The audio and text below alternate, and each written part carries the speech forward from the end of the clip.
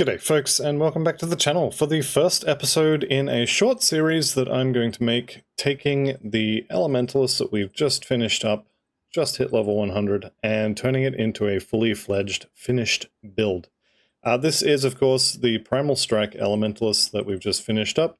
You can find the playlist for that on the channel. I'll link it in the description as well, just make it easy for you. This character hit level 100 about maybe 20 minutes, half an hour worth of gameplay before the end of the final episode, so this is not strictly speaking exactly when I hit level 100, but just kind of roll with it, it'll work out. So when I get to level 100 on any character, the first thing I want to do is have a rough idea of what I'm going to be farming for. I need a plan. So that's what this episode is going to be about. And that is going to be involving a lot of work on grimtools.com. So let's jump over there and make a plan. And by make a plan, of course, I mean here's some I prepared earlier. So I've got 4 plans here. You can see the different tabs up the top here. And the first one is, well, the first 2 actually are kind of concept plans, I guess you'd call them. They're not finished. Don't try and copy this. It doesn't have any affixes on the rares. The crafted items also don't have affixes. This is just to kind of show what I'm thinking about when I do these sorts of things. And then this one is a similar idea, but on this one I've shown you the legendaries that I would put in those slots instead of the crafted ones. And also this is a dual wielding version instead of the full Altos set that I have over here. So when I'm making a build, I'm looking at what set am I going to use first. Now obviously for a two-handed Primal Strike lightning-based Elementalist, the set you want is Altos. So we've got the full Altos set here. This is 5 pieces. You've got helmet, shoulders, chest, amulet, and a two-handed weapon. And then Gollus rings are really, really good for this build. For anything Elementalist, Gollus rings are incredibly good. You get pierce resistance on the base item, you get 6 skill points that you will be using on just about every Elementalist you make. You get a bunch of regen stuff, which if you're playing an Elementalist, you will almost certainly have a lot of regen, so buffing that is great.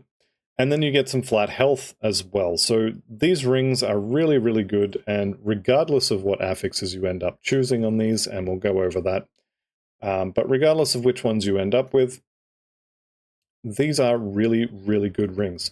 Now the other option, and that's why I've got 2 plans, the other option is the Ring of Anubar.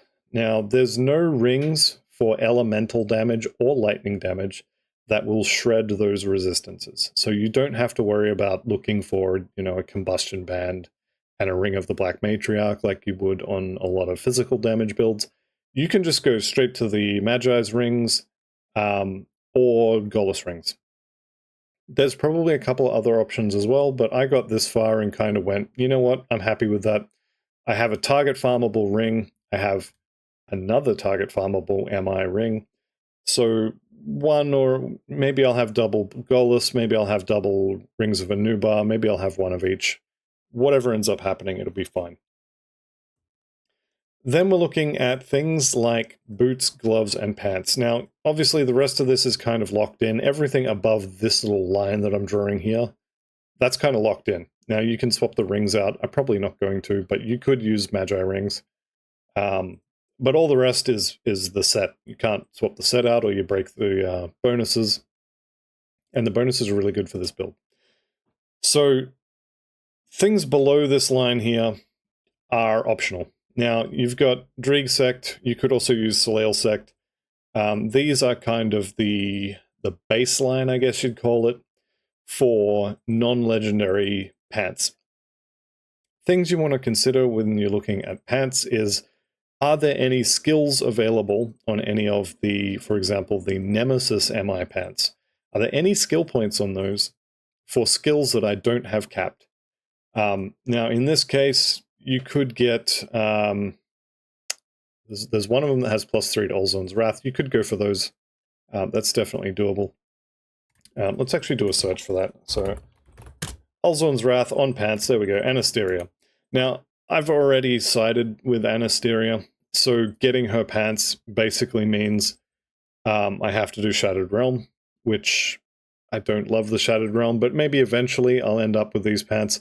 But for +3 on Olzorn's Wrath, and none of the rest of these matter, but for just 3 points on that, I'm not going to go to the effort of going through Shattered Realm over and over and over and over and over. By the time I'm doing Shattered Realm, because I don't like it, by the time I get to that point, I want this done. So no to Anasteria's leggings. We could also have a look at anything with Surge in it, so that if you have a look at your skills, right, you got your main skill, 24 out of 16. I could do with another 2 points here. You'll see why this isn't an issue when we get to these later two plans, but for now, I could do with 2 extra points in Primal Strike. So is there any pants here that are got skill points in Primal Strike? What about Epic and Legendary? Okay, we've got Astral Leg Wraps, +2, that'd cap it. We've got these Leg Wraps of Tranquil Minds, that's +3. These are options. I'm not going to be going with these options, as you'll see in a minute, but this is kind of how I look through, especially pants and shoulders. Shoulders are another one, not for this build, because we need the set shoulders, but if you have your shoulder slot free, they're a good spot to get skill points for, especially for secondary stuff, like +2, 2 more levels in Torrent would be really nice. 4 more levels in Storm Surge would also be really nice. As it turns out, I will be getting capped Torrent, but I won't be getting capped Storm Surge. It's just how the items work. So that's what I'm looking at. And then you have, so Plague Guard and Stoneplate Greaves here. These are crafted, and you'll need to get the blueprint to drop from totems, from treasure troves, from just killing random bosses, from doing Shattered Realm. However you prefer to get your blueprints to drop, you need to get these to drop if you want to use these options. Now on these, you're going to be looking for things like Formidable. So if we just do this one, Formidable's good, it's got physical resistance, at least for now. If you're watching this a little ways into the future, I'm not sure exactly how long, but if you're watching this after the 1.2.1, I think it is, patch, this physical resist is gone from the Formidable prefix. So maybe Formidable is not going to be quite so good for you. You could look for things like Tempest. Tempest is really good because it gives you elemental damage, which is lightning damage. Gives you Electrocute, which is lightning over time damage. And gives you percentage offensive ability as well as 2 resistances. So Tempest is really good for basically anything that's fire, lightning, or cold damage. Tempest is good. And then you can also do things like stats. So Eagle is a good one for stats. You can get all of your stats on here. You can get, can you get Alacrity on gloves? I can't remember. You can. So you could get 16% attack speed on your gloves here. You could also go attack, gloves of attack here, get a pile of offensive ability. And then you've got a lot of rare suffixes as well. So Aether Storms, lightning damage, casting and attack speed, and you get a lightning proc. This could be good too if you end up somehow managing to get a double rare. But Tempest of Attack, Tempest of Alacrity, you could also look for, what's the other one? Mage Storm, is it? We just do lightning damage here. Oh, this is of Aether Storms. Of Destruction could also work. But yeah, here we go. Thunderstruck. That was the one I was thinking of. But yeah, Mage Storm could work as well. Anything that's kind of lightning, elemental damage, offensive ability, various resistances, that's all good stuff. So that's what I'm looking for there. These are crafted, as I mentioned, but all of the rares will have similar sort of good affixes. And then Chains of Brandis here. This is from Port Valbury. I've already got the belt that I'll be using for my final build, so I'm not farming this. But maybe you don't have the Storm Shepherd belt, and so perhaps you want to do this, or maybe you've got something that has a lot of vitality damage on it, and you want to convert that to lightning. That's something you'll need to think about with your build, whatever you're making. So that's the items. As far as devotions go, let's have a quick look at what I've got here. Now, this is a lightning build, so I've gone for the tier 3 lightning stuff. I've got Spear of the Heavens, I've got Altos here for some resistance shred. But generally speaking, for a 2-handed build, you want Kraken. For a 1-handed build, you don't want the Kraken. For every build you ever make ever, you will want whatever constellation gives you your percentage resistance shred here. So if you're doing an Aether or a Lightning build, you need to have the Widow. If you're doing a Cold or Poison build, you need to have Murmur. If you're doing physical, you need Assassin's Blade. If you're doing bleeding, you need the Hunter. Whatever your particular type of damage is, there is a devotion here, or a constellation here, that will shred that type of resistance, and you pretty much have to have it. If you don't have it, you really need to have a good reason for it. So that's one thing to look at as well. So pick your tier 3s, get your resistance shredding, and then start looking at things like, can I afford 5 points here to get the tortoise? If you can, this is a really good circuit breaker. If you can't, well, then you can't. Maybe you can look at the ghoul over here. This is another circuit breaker. This could be really good. The other thing you need to be thinking about is, how am I going to be sustaining for this build? Now, this one obviously has just piles of regen, and even more so because of Behemoth, but maybe you don't have that. So maybe you want to look at something like Scales of Volkama. So this, every second, you'll attack back at something that hit you, and you'll do a bunch of weapon damage, some vitality damage, and you'll convert a lot of that damage into healing. So this is one way to do it. You've also got Wayward Soul over here. There's lots of options for sustain. And then you've got things like the Empty Throne, which is really good for resistances, specifically freeze, stun, and slow resistance on here. There's some other resistances as well, but realistically, I'm here for the stun, freeze, and slow resistance. The rest is just nice. Then you've got things like the Spider, which I've taken here for the attack speed. This build does not cap attack speed at all, so anywhere I can get attack speed, I'm looking at getting that. So this is the devotions I've chosen for the two-handed version. The one-handed version is going to be similar, but no Kraken, and I can't remember what I took instead. We'll have a look in a minute. So that's where we're up to. For your skill points, you want to max out your main attack skill. You want to max out anything you have that's shredding. We're just going to ignore that this is 4 points short because I had other things to put points into. 4 more points here, I think, is 4% extra resistance shredding, which at the end of the day is definitely nice to have, but it's not going to break the bank if I don't get it. I've got my exclusive skill over here. Demolitionist actually doesn't have one, so if you're not going to take that, take Primal Bond, and take Stormcaller's Pact. And then I've got a few other kind of one-pointers. So Wendigo Totem's a one-pointer. Blood Pact is a one-pointer. This just gives us extra attack damage converted to health. This gives us a little heal. It's just a nice to have. Hopefully this will never actually be useful, but there it is. We've also got Mogdrogan's Pact. The entire line is capped. This one is at the absolute hard cap, maximum 12 plus 10. So 22 out of 12, that's as many as you can put in there. And then the other two I've got at the soft cap. These are also things that I would love to have more in. More health is always good. Over here, more armor is always good. And then over here on demo, we've got 10 points in Blast Shield because that is the point at which you stop getting another point of maximum all res for each point in there. So that's kind of good. We've got 22 out of 16 in Vindictive Flame, 12 of 12 in Elzorn's Wrath, and Thermite Mine is maxed out for the Resistance Shred. So that's what I'm looking at for the two-handed build. These are the rares or MIs and crafted items that I'm considering. I'm not going to use most of these, but they are options that I looked at while I was making this. So over here onto the two-handed, or the dual-wielding version, pretty much the same. Except we have Anubar rings, we have Cinder Touch for the gloves, we have the Storm Titan treads for the boots, we have the Storm Shepherd for the belt, and Storm Cage leg guards for the pants.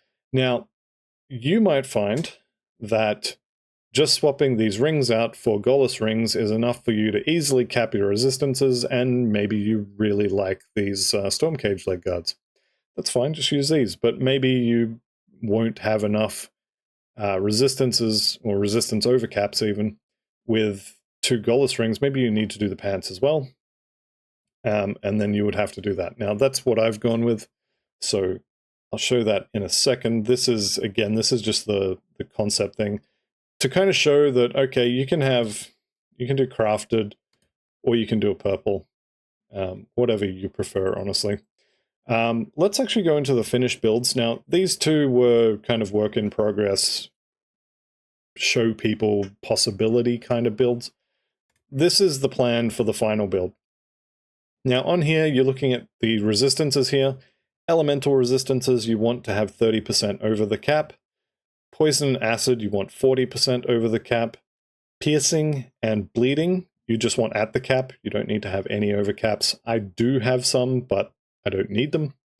Vitality, you want 40%, and then Aether and Chaos, you want 30% over as well. So I've hit the magic numbers for overcaps on the dual wielding particular version. We're sitting at 27% physical resist, which is kind of okay. It's not great, it's not bad, it's just all right. And our armor is actually kind of bad. One thing I could do here, I have Runebound Topaz on the ring. I could swap one of those out for a Bloodied Crystal. This would give us a bit more armor. Bleeding resistance would be completely wasted, and we'd have a little bit less defensive ability. So probably I'm going to stick with the Runebound Topaz. But we are over the cap on stun res, so we could kind of justify swapping one of them. So this is, I'll include a link to these in the description, so I'm not going to go through these exactly how I did on the previous ones. But do note that these have very specific affixes on them. Both of these rings are Tempest of Alacrity, and we're still not at the attack speed cap of 200. However, if, for example, I was to get Tempest of Attack, that would be fine. If I was to get a Tempest of, what's the lightning one here called? Not Scorching. Tempest of the Eagle would be fine. Tempest of Thunder would be alright. We could even look at, for example, Tempest of Destruction here. That'd be okay as well. You want to have like a pool of prefixes and a pool of suffixes, and as soon as you get any ring that has one from each of those, you're good, you're done, happy days, and go do something else. If you spend forever farming for Tempest of Alacrity, it will take you forever to get two of these. So even though I have Tempest of Alacrity on both of these, definitely don't try and farm for 2 Tempest of Alacrity rings. Same with these pants, Formidable of Attack. Don't try and farm Formidable of Attack. Just, it will take you forever. If you get Formidable of well, what do we got here? Formidable of, let's see, Potency would be okay, not great, but okay. Formidable of Vitality would be fine. Formidable of the Eagle would be fine. Formidable of Thunder, all of those would be fine. If you get Tempest, or if you get, what's the other lightning one? I know this one. Prefixes. If you get Thunderstruck, if you get Mage Storm, if you get Formidable, if you get Tempest. Tempest is ideal, Tempest is perfect. Formidable is also perfect, but Mage Storm or Thunderstruck is fine as well. Just get something that kind of works, and then you can fudge the resistances by changing augments later. So this is the plan for the dual wield version, and this is the plan for the two-handed version. The two-handed version has a bit more armor, as you can see, about 400 extra armor. We're still on the same amount of physical resistance, which again is not amazing, but it's okay. And this one again, this one's got Tempest of Attack, so we could actually change that to, if we put Formidable on here, suddenly we've got 31%, could be 32, could be 30, but that's a decent prefix again. I've got, again, Tempest of Alacrity, Tempest of Alacrity. This could be Tempest of Attack, could be Mage Storm of the Eagle. Just pick something that works. Fudge your numbers with the resistances here. Like I'm 20% under on Vitality to have the perfect overcaps. It's fine. A little bit under on Chaos as well, because I swapped that Formidable for, I think it had Tempest on there before, but If we put the Tempest back on, it's fine. I think it's still under. Yeah, it is. But that'll be fine. So that's the plan. Now, how do we take that plan and turn it into what do I do? Well, the difference between these two builds is realistically these items. Stormrend, Mythical Stormheart, and Altos Stormseeker. I almost said Alzuins.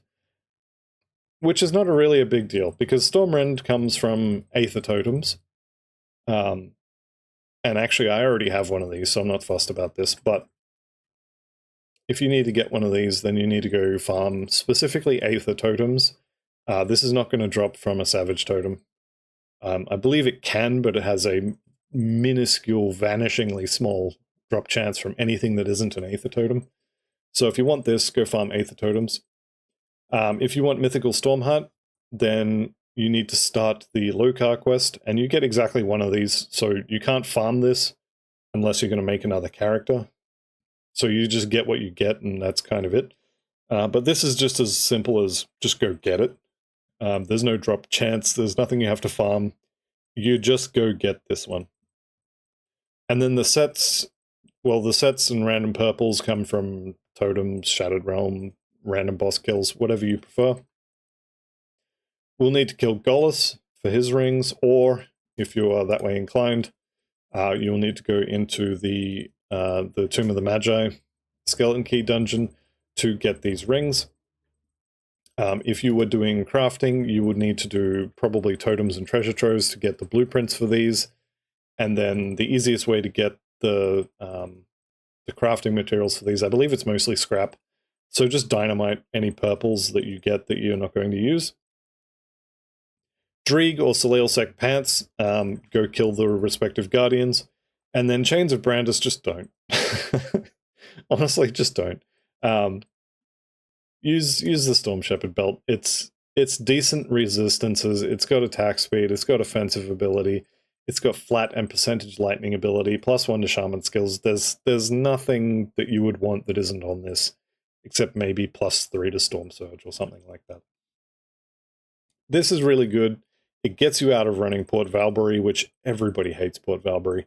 So just don't use the Chains of Brandis. But if you want to, then add that to a list of things you want to farm. So for this, I'm looking at Soleil and Dreeg. I'm looking at Gollus. And then I'm looking at Totems.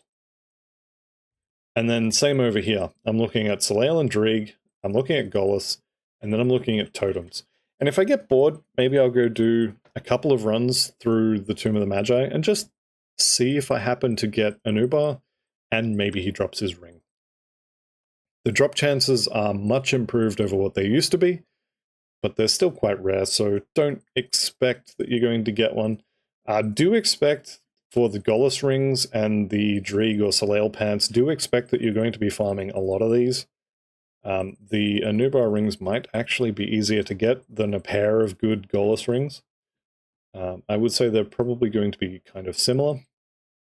But yeah, that's the plan. So, plan is, go get Mythical Stormheart. I've already got this, but if you don't, target specifically Aether Totems, as well as all the other totems.